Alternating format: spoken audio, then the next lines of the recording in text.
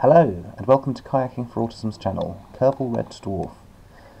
Today we're going to try and do an experimental mission we're going to launch 3 Kerbals towards one of Jules' moons. We're going to land on it, return to it, refuel, land on a second moon, and the way that's possible with this version, hopefully, is because inside my docking bay I have a spare fuel tank inside the starship with an experimental ORDA refuel chip, which is located just here. Also, just to tell you one of the new little tweaks I've done, I've decided to do a double airlock because this is a hangar, and I felt that in real life if you had both the outer airlock door and the inner airlock door open, then what would happen is all the air would flush into outer space. And I've now got 2 separate types of hangar bay door. Where is it? There we go. So we've got both airlocks closed.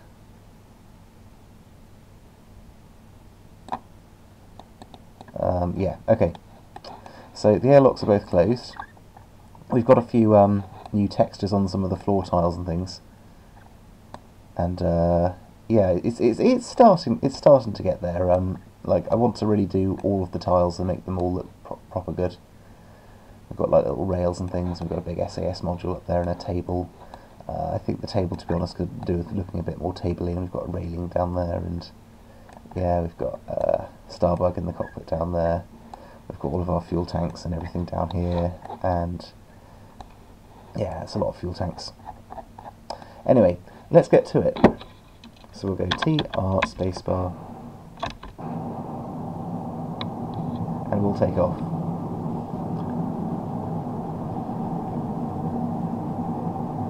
I'll skip a bit here. Okay, we're currently in orbit of Kerbin. We're now going to blast off to either the Sun or Moho.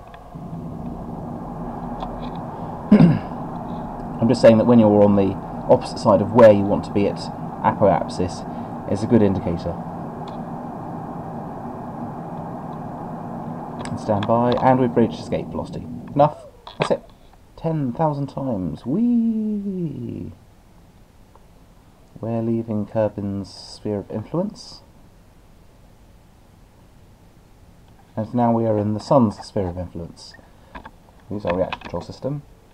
Now, the gravity indicator, the 8-ball thing they call, I once called it a gimbal, but I've been told that isn't the right thing to call it. But 8-ball I think is appropriate.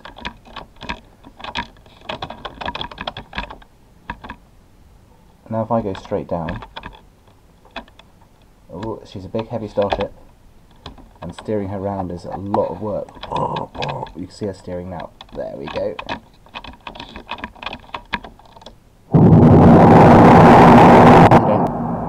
I've never actually been to Moho, but I want to show you about the slightly estranged orbit, because you don't always go 90 degrees, 270 degrees like you do with all the other worlds.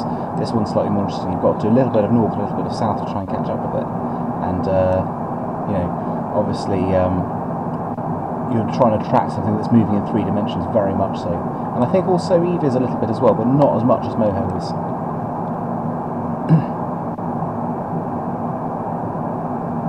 Okay, bam. We have arrived in the right sort of influence, and then obviously when we reach there, we'll try and make that as circular as possible. Oh no, we killed the star drive.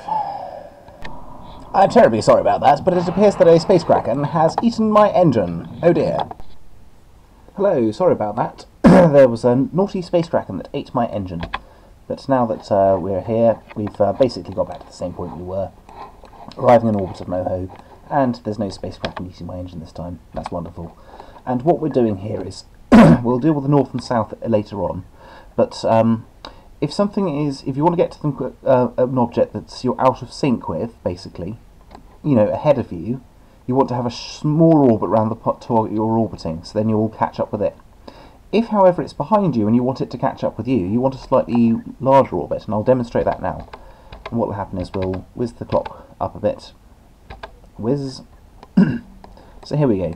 You can see that I've got a slightly bigger orbit than Moho, and Moho will eventually catch up with me. What we'll do here is that on the prograde we'll increase we'll increase our velocity a little bit so that the apoapsis comes out a bit.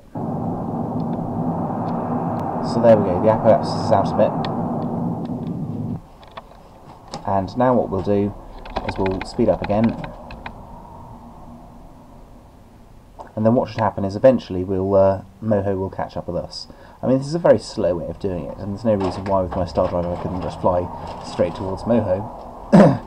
But I think sometimes that if you're a bit more patient with these things and you're willing to take a few more orbits to let things catch up with you, less fuel, you know, riding the tides of space-time, as it were. And that's what we're doing. So we've got a bigger orbit than Moho, and as you see, the distance between us is slowing down, basically, because we've got further to go round it, okay? And as a result, Moho's got less distance to go round, so it's going to take him less time to go round. And we're very, very close. We're very, very close now. So what we'll do is we'll now change our orbital path.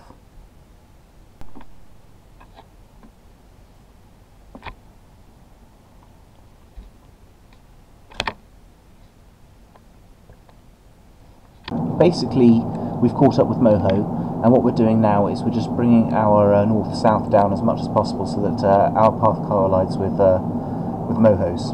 And as long as we basically lock onto the gravity, we should be okay.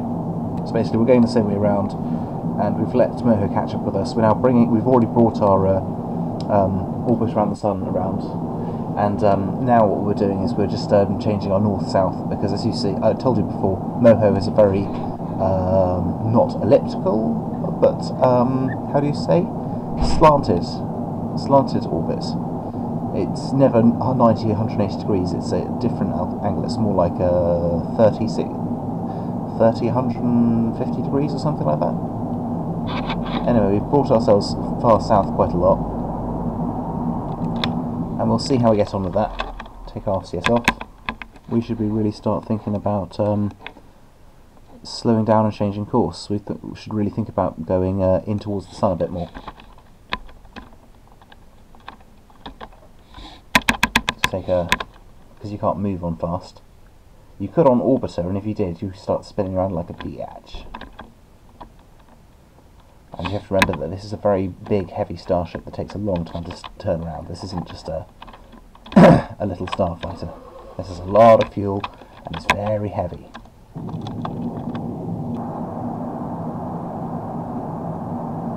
Okay, I think that's good. And I'm thinking possibly wait until we're basically aligned. So we take RCS on. Okay, and now we're heading north, so we've basically reached the same sort of zone that Moho will pass through, and once you've reached that, you really have to sort of like then match the north-south elliptical bit, and this is the bit we're doing, because we were going south to try and catch up on its low side, and now we have to go north to compensate so that these two rings around the sun basically match. And then what we can do is we can basically just slowly increase our orbit out a bit, bring her in a bit, and then we should basically match with Moho and let her catch up with us, or we have to catch up with Moho, depends. I think Moho's a little bit behind us, so we might have to let Moho catch up with us a bit, so we might have to go on a slightly wider orbit, so we might go up a little bit to let her catch up with us and then bring ourselves down relative to the sun this is. Now that we've brought the line, we've pretty much aligned it, we're now going too fast because we're now on the inside track of Moho. So we're going to speed up until we're on the periapsis, and we're going to, once again, we're going to bring the orbit to be slightly bigger than... Aha. Bam. Okay, we're on the outside track now. So now what we're going to do is we're simply going to go retrograde, and you can see how on the gimbal it's not quite 180 degrees. So we bring the RCS on, the T off. We've chased that down as much as possible now.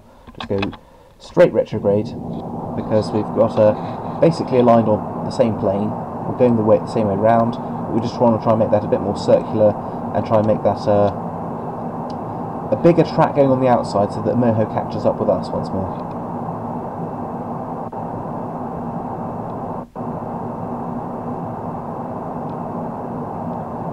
We don't want to make that track too big.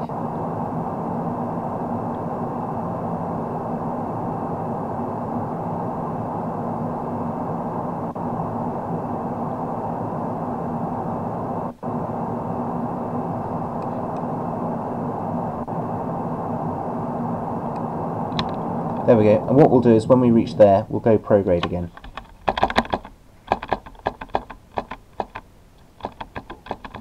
Come on.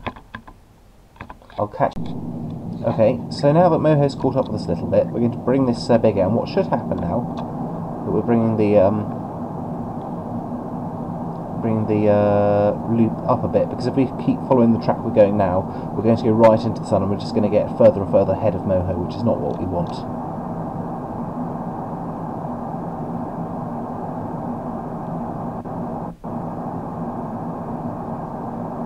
And what should happen is we should be able to get a lock on with Moho at some stage. At least we should do.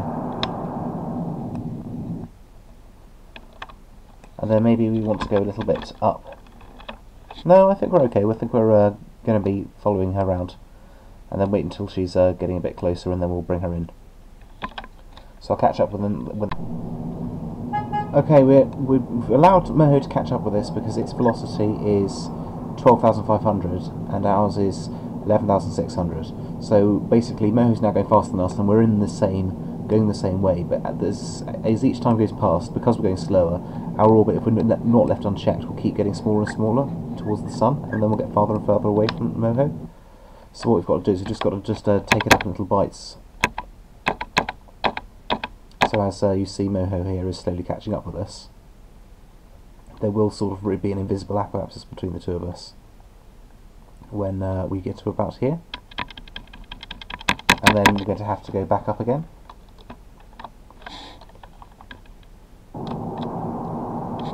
So you can see that this blue line is going to now curve around a little bit more. I mean, we don't care about all of this out here because we are an active vessel, but if we do nothing, that's where we'll be taken. Come on, we can do it, we can do it. There should be a... Okay, and we'll whiz the ship forward a bit. Okay, and... Come on, Moho, we can do it. We're nearly there. Okay, we're so close now. All we've got to do now is just got to go a little bit north and we're there pretty much. Very pleased to report that we finally managed to arrive at Moho. Believe me, even though you think it's not as far as Joule, it's actually quite challenging because it's a very strange orbit behaviour. And keeping pace with it can be quite a challenge. It was a question of just keeping an eye on the velocity, where it is in relation to your orbit, and it's taken me 108 days. It's more than Joule, just because I've had to chase it around so much. I think if you set off on a better day, and you were very careful about you know, when Kerbal is aligned with Moho, you probably could cut that down quite dramatically. I just really want to land on it, just to demonstrate it's possible to land a Kerbal on. Get back, refuel, do another planet, basically.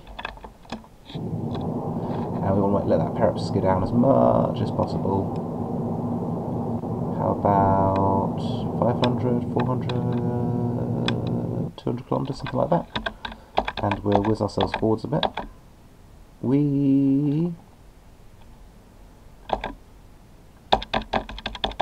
And finally we'll do an orbital insertion. Come on.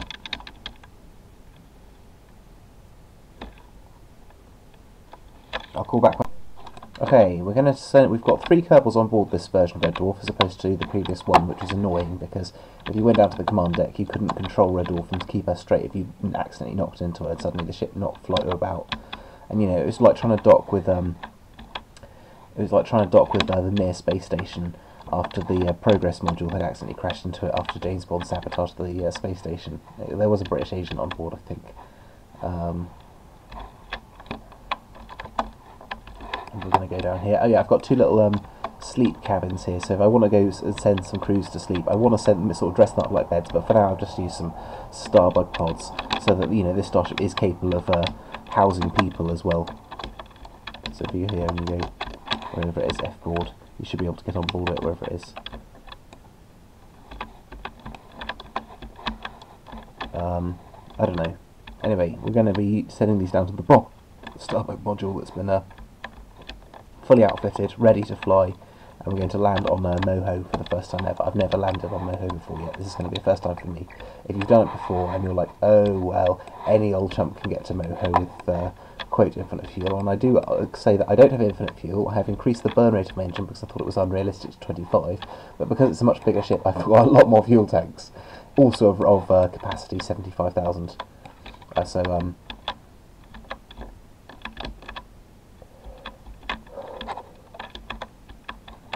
Yeah. Whoa. Oh. Okay, we've got a Kerbal on board. We're going to close the inner hangar bay door. So we'll zoom into that. I'll show you that so that we don't let all the air out. So the inner airlock door is going to...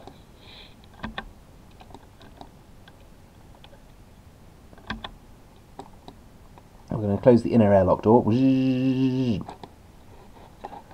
Inner passenger airlock door closed.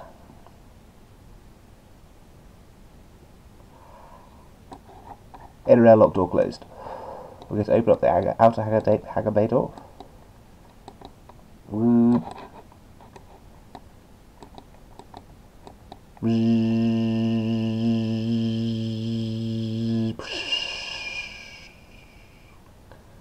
Outer hangar bay door unlocked. We've got a Kerbal inside. Let's land her on the planet. So where's the docking clamp? Is here. And we say decouple.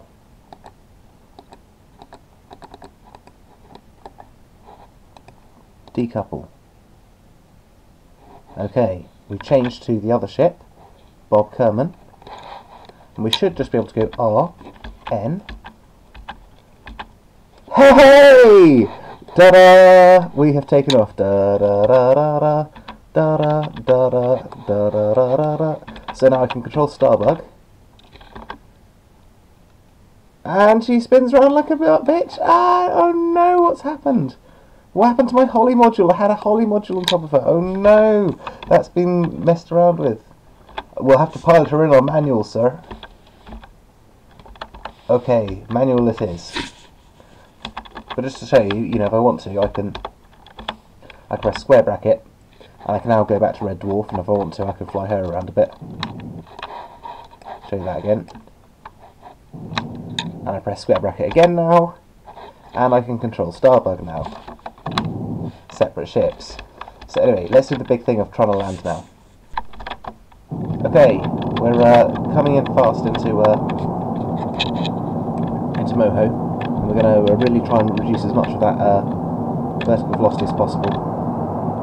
We can't use the auto stabilisation system, so we have to do it's all on manuals. It's going to be well tricky. There's no T involved in this at all.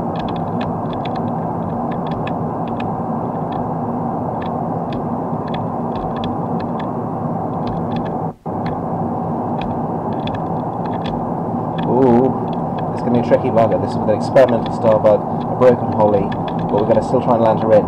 And even if this doesn't work, at least we can still return two of the Kerbals back safely. We only have one landing craft. If he fucks this up, that's it. Okay, so we'll straighten her up. We'll take the R off, and we'll try and stabilise her on manual.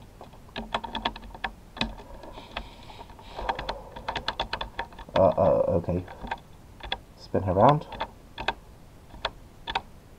So she's facing the horizon. Ah.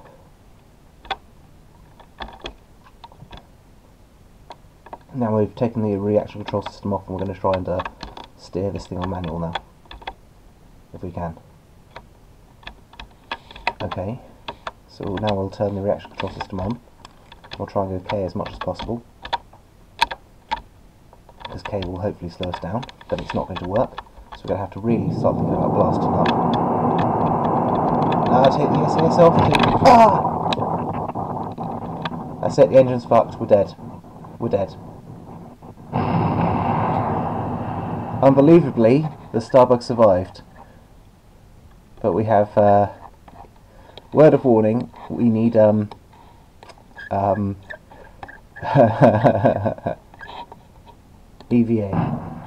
and the Kerbal is dead as soon as he touches the ground.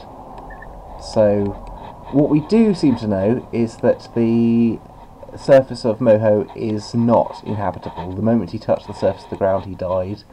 I don't think it is possible to get a Kerbin to land on Moho, because it's meant to be well hot. And I think, yeah. Oh well, at least I proved that the whole ORDA detachable thing was possible. I wanted to also demonstrate the auto-refueling capability, but if I go back to Red Dwarf, I might be able to show you that. Where is it? So we've got one dead Kerbal.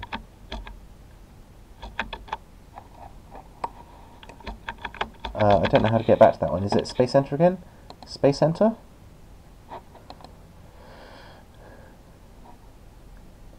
Tracking station, where is it? Holy Red Dwarf orbiting Moho. Launch. Because I think that now that they're over a certain distance away from each other, they're not considered square brackets objects.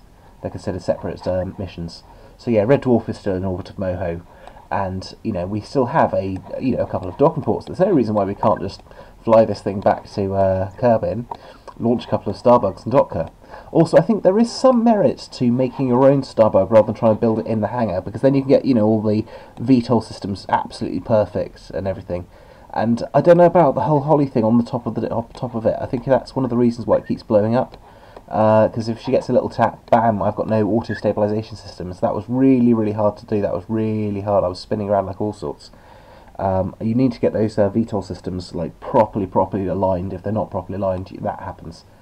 So yeah, thanks very much for watching. Stay tuned for the next part. We will be trying to actually dock a real Starbug rather than have one already in the ship, because that'll be better.